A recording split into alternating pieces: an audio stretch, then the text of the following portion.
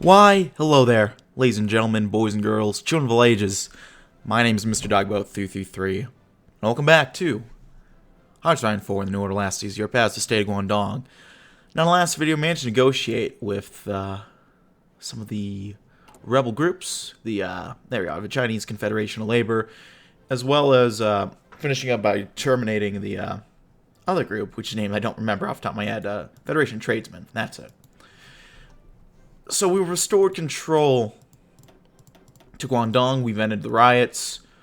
We made sure that the Kenpai Tai did not go ahead and try to take us out. And I think most importantly / interestingly, we did it while establishing Masaharu as the main man in Guangdong. So now he is has a name rightfully earned. Matsushita Masaharu has never considered himself anything more than down-to-earth, never one to harbor some grandiose, visionary plans belonging to the likes of Morita or Buka. Nevertheless, almost paradoxically, what Matsushita has actually achieved might well be called the realization of a vision in its own right, even if it was not what he had been intending. Entire state operating as a corporate entity, except, of course, with laborers and managers all millions, and part of a greater corporate empire, no less. Millions of investors, engineers, and politicians from the Spear, perhaps even far beyond, now look to Matsushita Electric for what it has to say and what new gadget it has to offer. Masaharu looks back on it all and knows that he hasn't simply made Matsushita Konosuke proud with what he's built. In a way, he's entrenched corporate politics on the global stage like never before. That's an achievement that, certainly, he can live with while standing tall. Even as the Chinese turn their eyes towards Guangdong, he can finally say that it has earned its right to live proudly, and that he has earned the very same. Beautiful. Next, we got, because I believe these two bios stayed the same, but actually we had a change for Buka and Morita. So we'll check that out. There's no, so, always someone better. There's no feeling stronger in the mind of a Buka Masaharu than that of stiflement and futility. Matsushita Masaharu is somehow, despite being the most unimaginative, innovation-scorning man in Guangdong, attained total control over its future. Or said for Buka personally, his ideas are being cherry-picked by the chief executive, left and right to suit his own survival-centric, uncreative ideas. Wonderful, isn't it, to have slaved away for 20 years and have nothing to show for it, but a credential proving that he's playing second fiddle for a future that isn't his own. How much longer, Buka Masaharu asks himself, will he have to keep drinking from this bitter cup? And then finally, Akio, reduced to a token. Good for Matsushita, Morita, Akio thinks, without really meaning it. A decade of effort was spent convincing Matsushita and his predecessors not to be satisfied with just building a corporatic empire. Instead, take actual, substantive steps to help the people of his artificial state.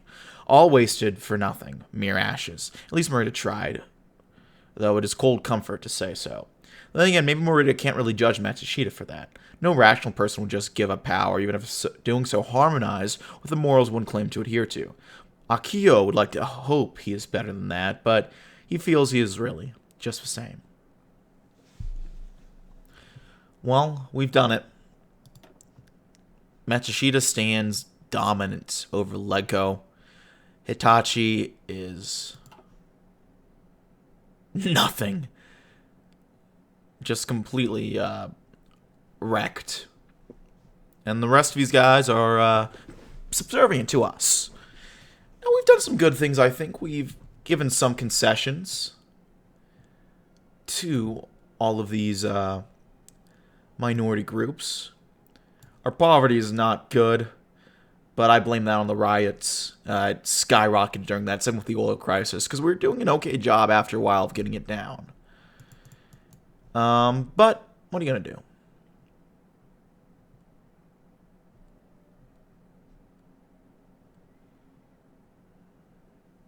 And yeah, go ahead and go from ashes to ashes. The past tumultuous decade, Guangdong has been rocked by a repeating pattern of civil unrest and economic strife. This cycle which has left many scars across the facade of a nation, most of which will never truly heal. The damage done has been largely indiscriminate. Only a few fortunate elites at the top of corporate power structure have suffered little more than the occasional restless night obsessing over profit margins.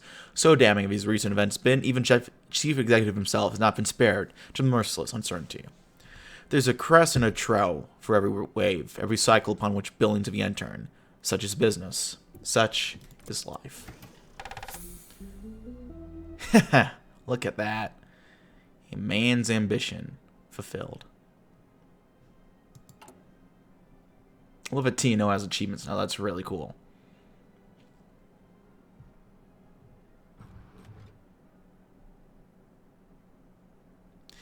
Our GDP is now lower than Manchukuo's, though. So that is kind of shitty. I'm not gonna lie. But we're back to growing. We'll do a tax cut. Encourage a little bit of growth. Through the mid-evening haze, Matsushita's sharp gaze cut through the dark outlines of rising construction, contemplating their awe-inspiring shape and size. After such a long period of chaos and destruction, it felt strange to see something so impressive be created rather than destroyed. As he remained alone with only his thoughts for company, he allowed his mind to race onwards. I suppose I must be fortunate, being where I am, and continue to be. Any lesser man would have lost his place long ago. It takes a certain strength to endure both the rises and the falls, especially the treachery, which is ever present throughout.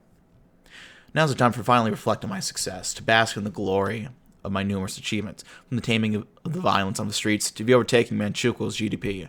I've been at the center of it all. Even with all the cunning in the world, no man can stop the seismic shifts which bring conflict ever closer. The old nationalists are strong again, the people have shown their strength, and it will take a supreme effort to shut them back into their box. But I must move on. My work is far from over. One day I must rest. He paused and found his eyes settling on a picture of his beloved father. In a hushed voice, he made a promise. It will be when I'm at your side. Once more.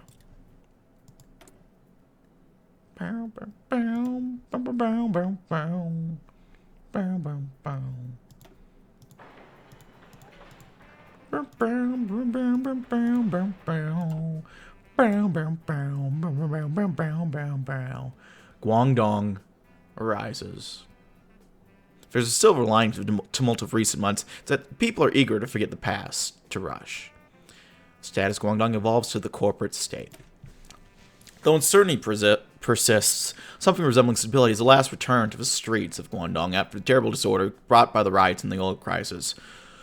We had come close to being toppled by hostile individuals who, failing to understand the reality of the situation, set out to force reform down our throat without any regard to broader considerations or the reality of life, but we have pacified them one way or the other. Alas, with peace once more fully enshrined, the established order of corporations in Guangdong can once again begin their great work of driving Guangdong into a new, better era.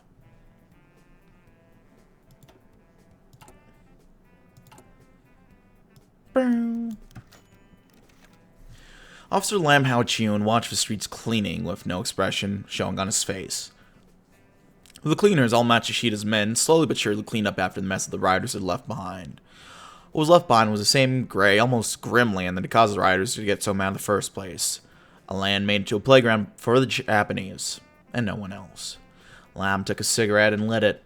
He did that far more often these days. As the cigarette burned to ash, Lam wondered what, if anything, had changed. He was still beholden to his Japanese bosses. He was no less complicit in the repression of his own neighbors and the countrymen, to the extent that such a concept existed. And Lam knew. He knew too well that it did not. Now what did Lam have left? Nothing, really, other than that he was now part of a system that Matsushita had set up on top of Suzuki and Matsuzawa's work of co-prosperity. Lam had his own share of feelings about that, but it was clear that Guangdong and Matsushita did not care about his feelings, or that any of the other Zujin, whatever in heaven's name that even meant. Grounding out his cigarette under spit-shine boots, Officer Hayashi Kogawa got back to work, without gain.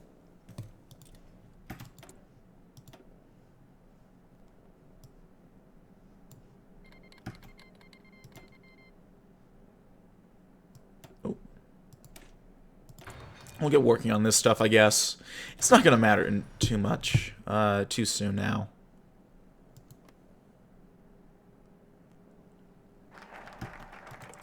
Guangdong rises. From Pearl River Delta, our factories hum once again with the energy of machines and men. During the oil crisis and the riots that followed, we emphasized that we, not the overly charitable reformers of a state faction, nor the meritocrats and tech fiddlers of Fujitsu, nor indeed the advocates of Manchurian plain over at Hitachi, we are the sole guarantor of progress and prosperity for the state and its people. We did everything we could to make this clear, and now we are preparing for the benefits thereof. One example of this is found in Guangdong's recent onrush of electronics production. All manner of electrical goods are now produced in the state of Guangdong. They fulfill every possible demand of desire a customer could possibly dream of, all at prices that no one in their right mind would ever dare turn down. Noticeable developments in the skyline of Guangdong in the aftermath of successful Matsushita-led recovery from the oil crisis stop. During the oil crisis, large portions of buildings in some regions, up to 70 or 80%, were shut down, mothballed, or demolished due to economic instability and financial disaster. Stop. This figure only increased as recent disturbances and riots by the various apparently Chinese-backed workers' unions reach a fever pitch in the year stop. This paradigm is now changed and normalcy is slowly beginning to return. Stop. New structures are rising from the remnants of the old ones, and many of the old ones are being dusted off, refitted, and repaired, ready to face a new era. Stop. The factories too report ever-increasing productivity as various workers give up rioting and return to work. Stop. It's hard to reach any other conclusion but that the chaos of oil crisis and riots are left in the past, and that the state of Guangdong, under leadership of Matsushita Masaharu, now focuses firmly on the future. Stop. Redacted. They seem to have pulled it off.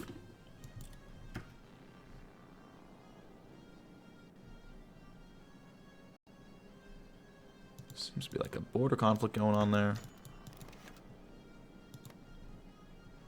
I don't know what that means, but okay. Somehow, Li Chun had managed to escape the police during the riots. Years later, he would recount the journey, which stuck in his mind for the rest of his life, over and over again, to many of his obliging family members. For now, however, the family had, at the moment, had to come first. Slightly uneasy, Chun was welcomed back home by Wei, visibly worried. Hui and their parents shortly followed after, bundling them all into a group hug. There was relief since Chun was safe and they had each other, but they entered into an unspoken agreement not to talk of their emotion, that of sadness. They doubted any meaningful change would come to Guangdong, not while Matsushita sat at the top and dictated their lives. They didn't see any way out except taking some sort of desperate choice and fleeing north to China. Outside of such follies, which were likely to fail anyway, it was clear that the Japanese had made all their lives into a dead end. No matter how much they tried, the Li family knew at the base they were doomed to remain either poor or unable to make use of their talents. Forever in mediocre, unchanging service to the Japanese elite, and the big man above all of them. But that feeling was not worth discussing when the Li family had their old son back. Squashing their hopelessness for a time, they set about celebrating. It worked, if only briefly.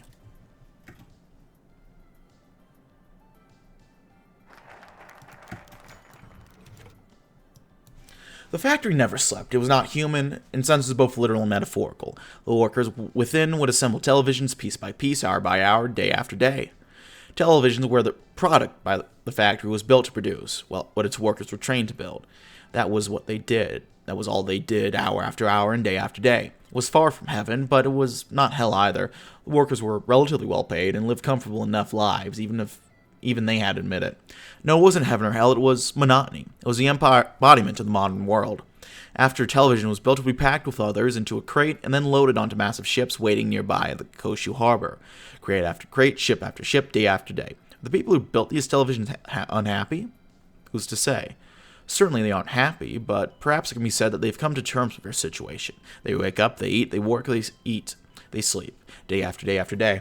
They have to eat, they have to sleep, and no matter how monotonous or time-consuming it is, this job allows them to afford to do so. No, they are not happy or unhappy, they cannot be, because they are not alive. They exist not for themselves, but as fuel for the almighty engines of production and capital. Life no longer gets better or worse, it simply moves on.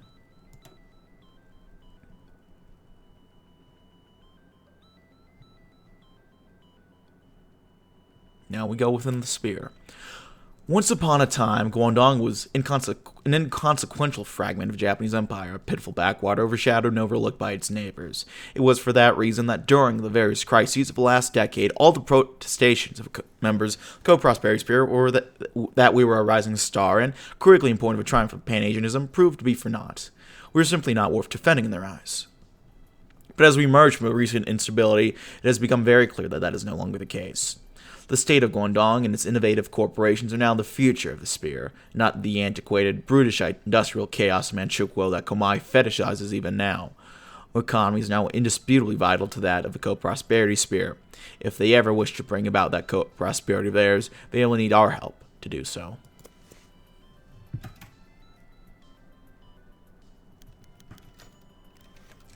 Yamauchi Hiroshi had barely survived the riots, and Nintendo was barely intact. But debt was a massive problem. He would have to resuscitate his profits one way or the other if he wanted to carry on with his Guangdong experiment. That, however, would be infinitely more easy said than done, as it was dragging Yamauchi's morale down. Shut up inside his office, the president of Nintendo wallowed in despair. Thoughts of abandoning the Three Pearls and returning home to search for more worthwhile pursuits were circling his mind. Fear of loss and defeat gripped him once more, as it had over and over again during the last decade, the specter of failure looming terribly over him. But Yamauchi's resolve came back as he remembered the origins of the company. His late great-grandfather had troubled the market in the production of Hanafuda cards. They are expensive and time-intensive to manufacture, appealing only to a niche market, and nobody needed to replace them due to their quality. Yet despite that setback, his predecessor did not abandon their pursuit in the gutter. They innovated and discovered workarounds. Yes, his ancestors' experience was proof positive. Loss only truly occurred when someone allowed it to.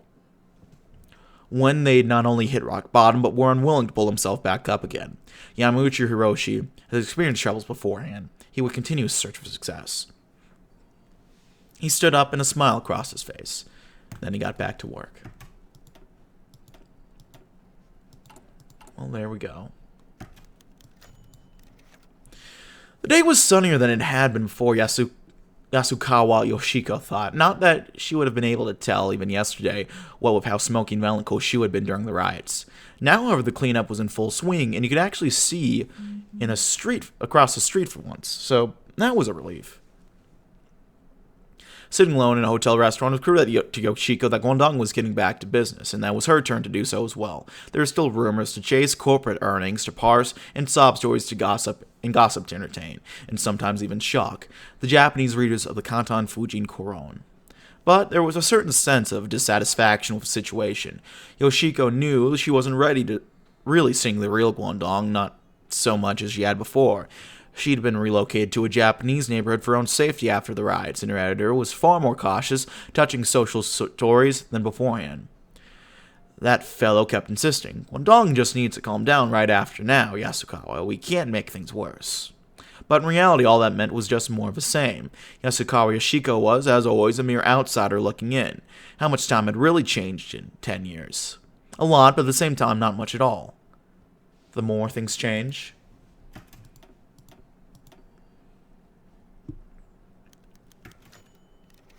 Alright, matter television. With color television losing much of the novelty and more models coming on the market every year, manufacturers are looking for something to give their product an edge. A unique selling point that will give them an edge over competition. Matsushita Electric have settled on user-friendly instances of draw for latest color television, TH6600FR. Using a system of infrared signals and receivers, the 6600 can be controlled remotely from a sitting position to a comfortable distance from the set, which eliminates the need to get up to change channels or adjust volume. The so-called remote control unit is rather clunky and awkward, requires its own power supply, but Matsushita's spokesman assure that these inconveniences will be ironed out in later versions. Great, a way to be even lazier. And now we have even more seats. Look at that.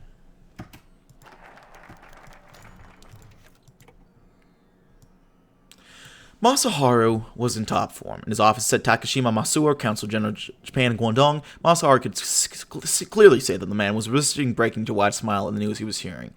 And why would he not, when the substance was, all told, Takashima, the state of Guangdong is back in business and Japan needn't worry. When he told that last sentence, Takashima put his hands together and nodded. You will not believe, Chief Executive, how happy hearing all this makes me. With revolts and confusion everywhere one looks, I was despairing of ever hearing anything resembling good news. But you've changed that up, Matsushita. See here, Consul General. I've got some advice for the center. If our brethren in Tokyo have anything to say to Guangdong, they can say it right to me through you, or through whoever else they want to send. I make all decisions anyway, so why go elsewhere? That sounds like a good idea. I'll advise them, so... Wait. What have you got there on the desk? Takashima was pointing at the letter from the desk clock. Oh, that? My letter to the Chinese. We don't need their offers of assistance, as you know. I've just said that we look forward to continuing the mutually beneficial and historic relationship between our two countries and Matsushita Electric. The usual stuff, you know. Diplomat nodded approvingly. A good stroke, that, putting China in its place and elevating Matsushita as a potentate of Guangdong. What do you say we take some lunch then, Council General? Next, go to the world beyond. Who now dares to doubt that Guangdong is host to pioneers of new technological order and bright lights of the new electronic golden age?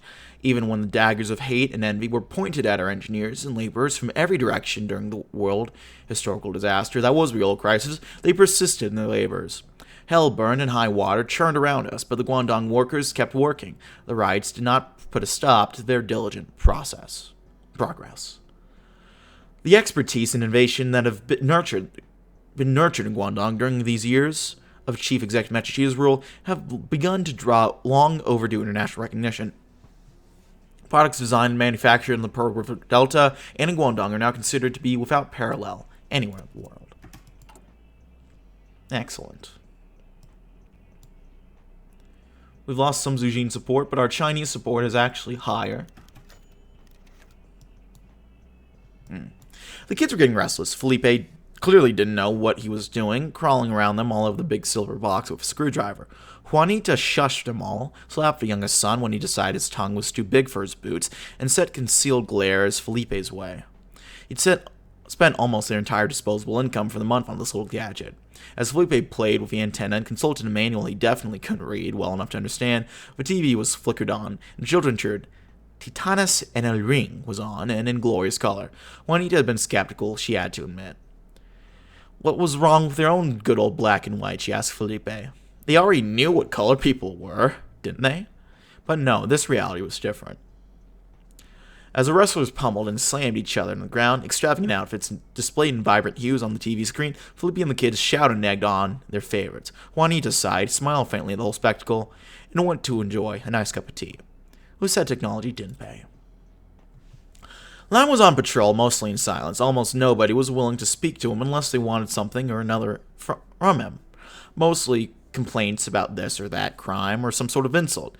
That was why talking to Zujin like Khan, a local shop owner, was so important these days.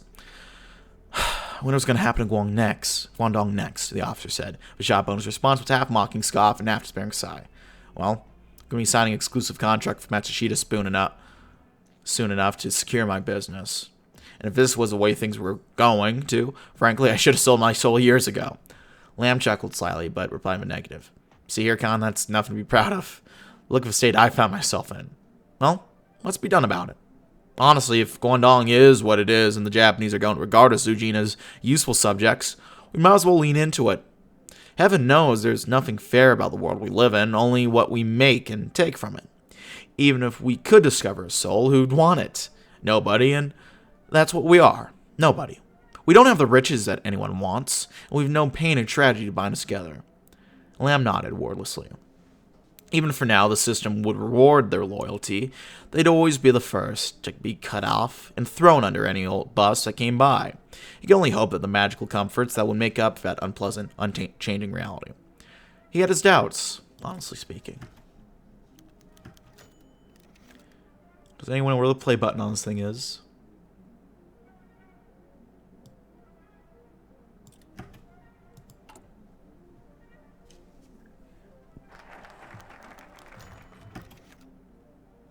There's little fanfare as Matsushita's latest generation products hit the market. Oh, sure, there were many toasts and congratulatory remarks Friday after work at company headquarters, but for the most part, the rest of the world slept through the delivery of several home television sets, radios, and basic electronic components to shops across the sphere. Next Monday, when everything opened, customers stepped into the local electronics store to browse for a new TV, radio, or perhaps a transistor or two they could install in their pet projects at home. Many were surprised at the cheapness and ease of use of these products, and much later would be surprised again at their resilience and reliability. But nothing was so surprising to them as the brass stamps of these products, which proudly proclaimed, made in Guangdong. Products to be proud of.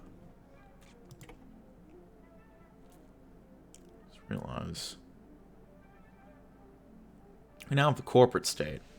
Guangdong has changed. I think I'll save that for the end, actually. Now we have one man's ambition. The chief executive sits behind his desk and receives his guests. In the aftermath of all the shock that have struck the hearts of our state, there's only one man who proved capable of leading the nation, Matsushita Masaharu. The will of the august corporations of Guangdong had entrusted Chief Executive Matsushita Masaharu with the welfare of the land of the Three Pearls. As Matsushita led Guangdong and the company that bears his family name through the recent disasters, he aimed to remain on top of it all, trying to keep himself fully in control over the direction that the state took. Masaharu stands at the helm of the ship of state, but his future prospects are decided. We shall see if he managed to keep his hand on the tiller or if someone else wrestled it from him.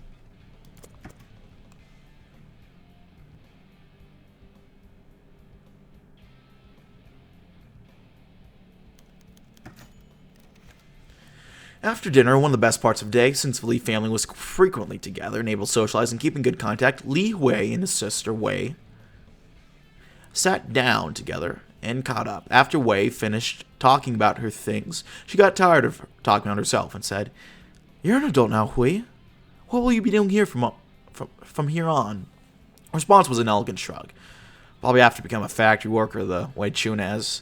"See here, our older brother is getting older, and so he can't do nearly as much hard labor anymore. And even without that, it's getting to a point where Chun ought to have a shot of doing something else with his life.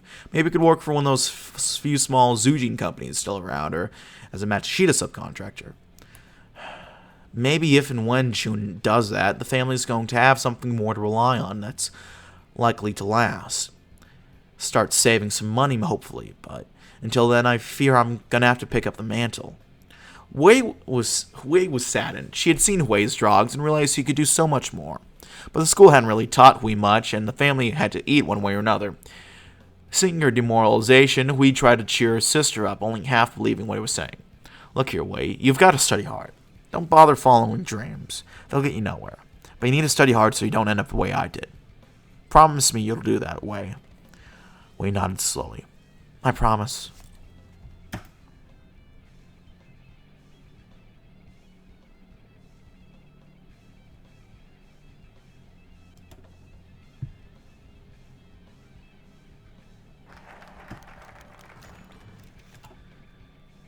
At the Goshu headquarters of Matsushita Electric, a large group of Guangdong statesmen, corporate leaders, and power brokers gathered in the boardroom. At the top of the building, many begrudged their presence there, but none could argue the necessity of this meeting. Through the many trials and tribulations the country had faced in recent years, only one man had shown the resilience and wherewithal to guide Guangdong through it all. That man was Matsushita Masaharu, standing at the head of the conference table and smiling at his new retinue. "Well, here we are. The power is in our hands." The men all shifted. They knew that instead of our hands, Matsushita meant my hands. The power is in our hands. The question is, what to do with it? What indeed? What indeed?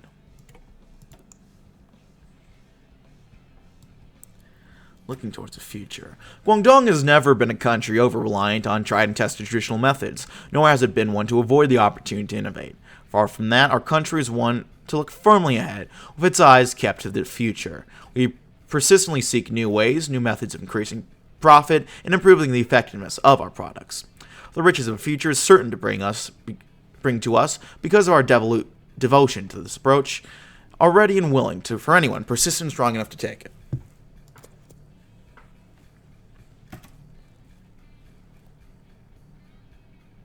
Well, there we go. Let's take a look elsewhere in the world. Philip Hart is hanging on. I think that might be his cancer portrait. I think it's diagnosed.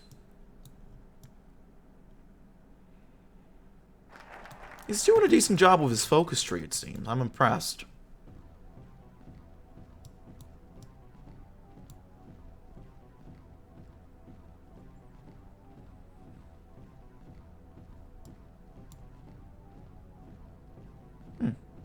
I believe that's Come Home America. That was a line from George McGovern, I want to say. I like that they're hitting on that a little bit. That's interesting.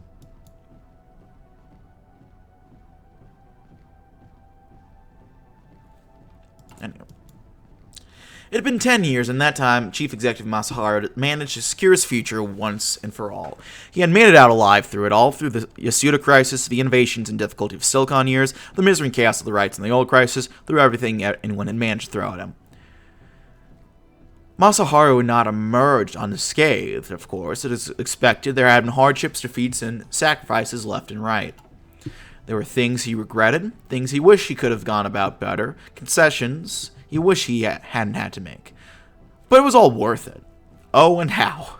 His father-in-law had phoned and sent a written message some time back. In his voice and written words, Masaharu could only see pride and joy, and the satisfaction of having a gamble play out the way he would hope it to. His wife, too, who had always loved him, looked at him with almost a worshipful gaze these days. And those who were only the people that really mattered. The amount of comparatively irrelevant people, petty executives, civil servants, and so on, that had gathered to pay their respects to him numbered in the hundreds each week. Masaharu's position was secure, and people knew to respect him and have faith in his abilities. Now, it was time to move on to the next goal, securing all the wealth of Guangdong for himself, and himself alone. Matsushita was successful, and he felt he deserved it. Next, we're beholden to the past. The proud tradition of the Matsushita family, even if Masaharu was not related by blood. Those who, over the last decade, have striven to transform this land of Guangdong into an industrial and technological center, unrivaled in the sphere, or indeed among all humanity, know very well just how the opportunity came about. They remember the instability and misery that plagued their earliest attempts to establish technological presence in this nation, and the incessant Japanese and Kenpai-Tai interventions those incidents brought about.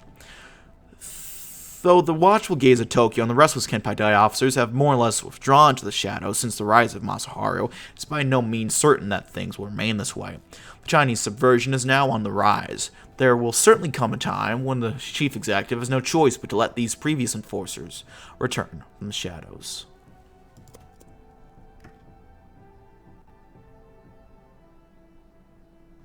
That should come soon enough. Is there going to be no end to the blood? The Bulletproof Blusterer. That was the title of Yosukawa Yoshiko's notes. Press conference with the Bulletproof Blusterer, Chief Executive of Guangdong, with Bulletproof Blusterer, of course, stricken through. No better description existed for the present ruler with three pearls in the headspace he found himself in. The man was convivial, jovial, sure of himself, and confident in the future success of the state of Guangdong. Yoshiko had her doubts that the state would ever truly recover, as well as Matsushita clearly believed it would after the riots. Yet the optimism was still infectious, she felt, if only for how bulletproof and doubt-free it sounded. And then Matsushita said something that gave Yoshiko pause. You may rest assured that Matsushita will continue to do whatever is necessary for Guangdong's prosperity. Surely the man wasn't so self-absorbed as to refer to himself in third person. Was he then referring to his company? And if so, did that not mean that Matsushita therefore planned to dominate everything and everyone? A move of which Masaharu himself was the sole beneficiary? Yasukawa Yoshiko sighed as the conclusion to those revelations sunk in. Guangdong's inequalities would carry on forever then, if Matsushita had anything to say about it. It cannot be helped, she muttered, and kept writing.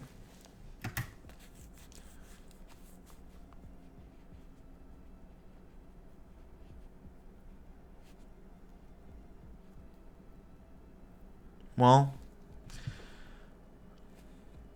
the world is on a precipice, would seem. Everything was taller in Koshu now than when Masaharu had first stepped foot in it. There was a bit of a lull in the usual workload today, less papers to sign, less reports to comb through. The desk had been cleaned up and organized by secretary earlier today. There wasn't any meetings or appointments today. For once there was quiet. It was in short supply these days, he noted. Matsushita's eyes followed the skyline, dominated by buildings whose statures seemed to stretch endlessly into space along cranes and scaffolding, populated with small specks of people building the new Koshu. Long steel bars swung in their cradles as the cranes carried them towards the unfinished higher floors. None of this would have been possible, the chief executive surmised, without order having been restored by his hand. None of this would have been possible, the chief executive surmised, without order having restored... Sorry, I read that. I'm a silly boy. Indeed, with the workers returning to the factories, the specters of instability had been banished from Guangdong. Now teeming with life, productivity had since soared. And if he had doubted the reports, the sight in front of his office had silenced such thoughts. He looked at the clock, a bit early, he thought, but he could stop working for the day. For now, everything was fulfilled for the Guangdong that he had built with his own blood, sweat, and tears. Forward to the future. For the spirit of enterprise is unquenchable and eternal in the face of war and turmoil to come. Brought into a new age. Even after the instability and confusion that the old crisis brought, the new decade is still young. It is certain to be one of risk and balanced opportunities for the acquisition and usage of wealth. Anyone who is willing or able to get a chance is capable of gaining unimaginable wealth or being thrown into the depths of poverty by losing everything they have.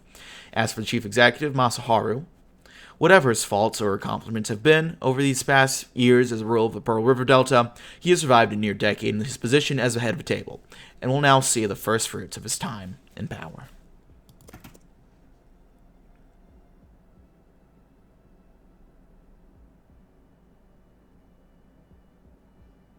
There we go.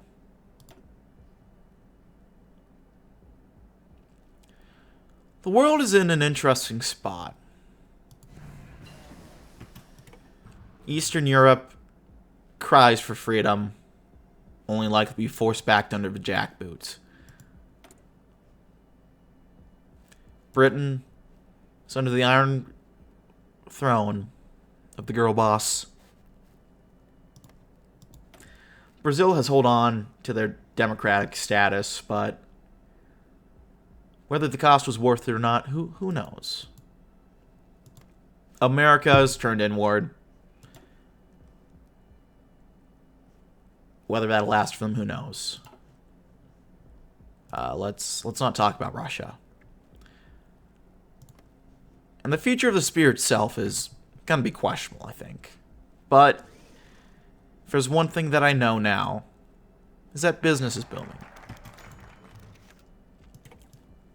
Tensions in China are at an all-time high today, as President Gao has formally condemned Japan's actions concerning the elimination of Chinese nationalists. A press leak from 2 days ago detailed a joint military operation between the Chinese army and the Kempai Tai in regards to the elimination of various nationalist groups. Gao's condemnation of Japan is sure to heighten the already growing tension between the two nations. Matsushita turned the television set off with a click. He let out a shaky sigh. Chinese and Japanese tensions were at a boiling point. He knew that when conflict erupted, Guangdong had to make a stand. Normally, the choice would be simple, with Matsushita siding with Japan in the upper echelons of Guangdong society. However, the decision would absolutely shatter the Chinese majority nation, not to mention the numerous Eugene who increasingly felt more loyal to Chinese brethren than to Matsushita himself. Guangdong was doomed to death and destruction no matter what he did. Matsushita slowly stood up and walked to the shelf in his office. He reached for his bottle of sake and a glass. He found himself drinking sake more and more every day. It was the only thing that calmed his nerves anymore. Matsushita felt the alcohol burn his throat. There were many decisions to make, who to talk to, who to side with, who to court. It was too much. Matsushita worked hard to get where he was, always being opposed by everything, being used by others for personal gain, always watching what he did. He knew that whoever he chose to decide, his career would be finished. A bead of sweat rolled down the flustered chief executive's face, dropping down onto his desk. Matsushita looked at the droplet. To him, it was like the first drop of blood from a nosebleed, signifying his impending suffering. He was trapped. The weather for tomorrow will be thunderstorms.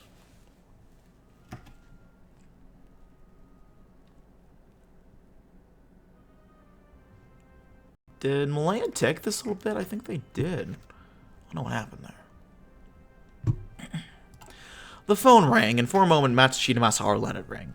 He already knew who it was on the other end. He'd been inspecting this call. It was just a matter of whether or not he was ready to pick up the phone.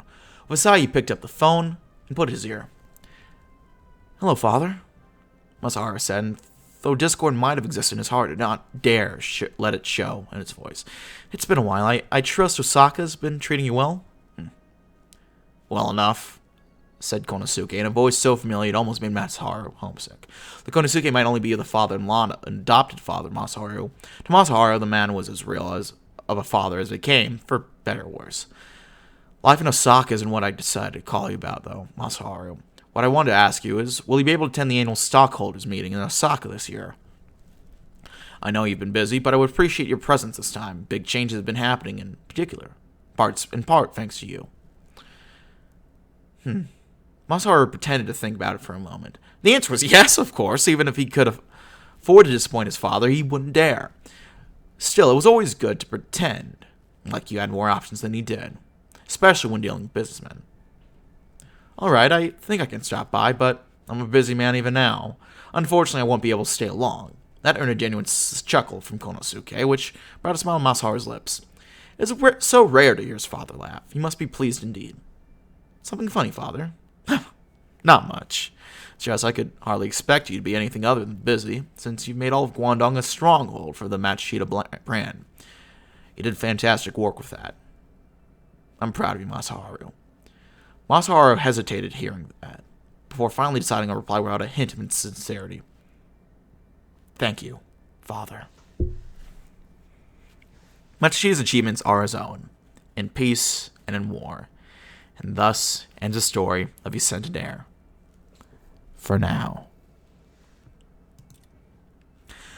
Matsushita Electric reigns supreme over Guangdong, and Masaharu revels in knowing that all under heaven is his. Where he once was one executive above many, sharing the spoils of Guangdong's profit, he now towers over all of them, directing profit and prestige as he sees fit. His benevolence feeds his workers and rewards his allies.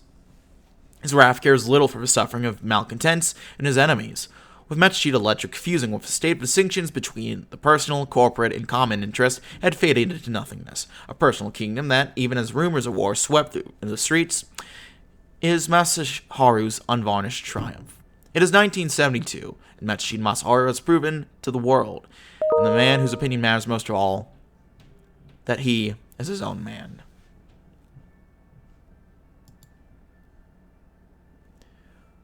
What is there to say now at the end?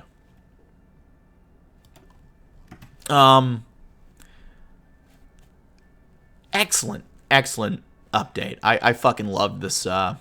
I think Guangdong is probably the best TNO content I've played probably since Spear. Yeah, probably since my Spear campaign. It doesn't quite hit as hard as emotionally at points, at least with Matsushita, but gameplay-wise, I think it does beat it. No, they did an excellent job with this update. The TNO devs. Been waiting for a real, meaningful content for a long while now. And the wait was worth it. What is... Oh no. Oh no. What happened here?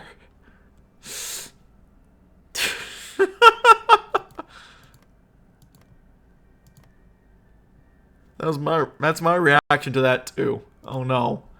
But yeah, excellent job. My highest praises go to the TNO devs because you guys did great here. As always, I should say. I don't think I've had a bad time with TNO updates at all, generally speaking. And you guys have done well here. So is Republic of Sudan. Where did this come from? What? Dolvarin. So that was the Germans doing, would seem. Interesting. Anyway. I figured we have one more focus to, one more thing to check out. So, Guangdong has changed. It is still neither Japan nor China, but it's no longer defined by something it is not. No, it's transformed into a nation under copyright.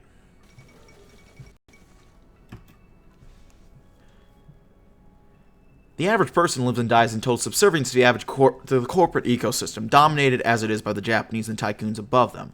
None more powerful than Chief Executive Masaharu, their head honcho, who rules with an iron rod.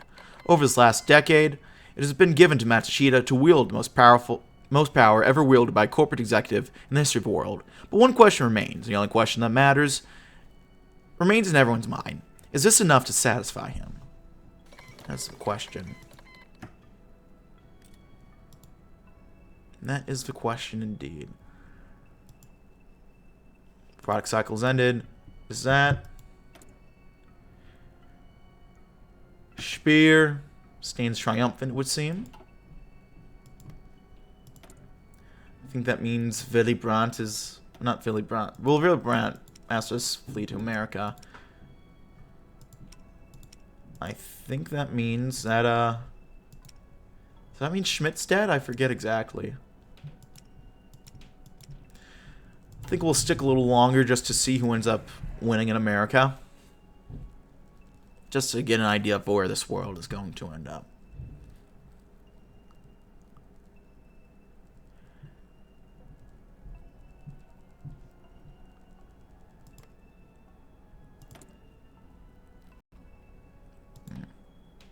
Would seem it's still going to be Philly Hearts. Yep. More of the same.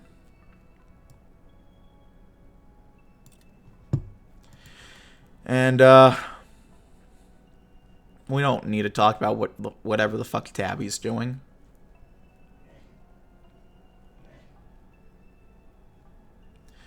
Oh god. We're being shooked, and that pains me to see, I'm not gonna lie. But with that, the day ends on the new order. I don't know what's gonna be next for TNO. Been considering playing Hearts. I might check out something else. There have been a few neat little mods with some extra country content. So I might check those out one of these days, but I don't know.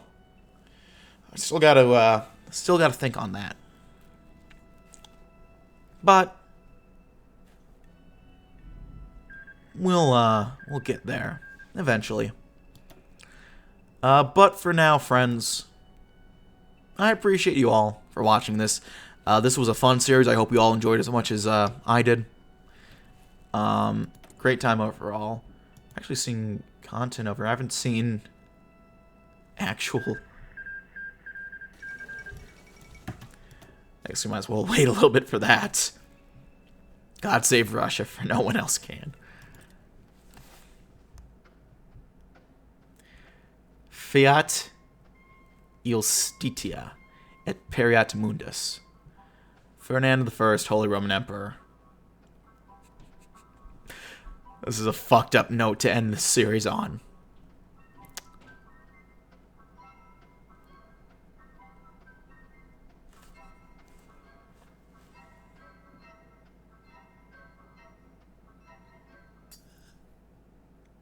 '11th hour. God, it would just be kind of fucked if I just ended it here. Such a note of positivity. Crushed by horrible genocide and suffering.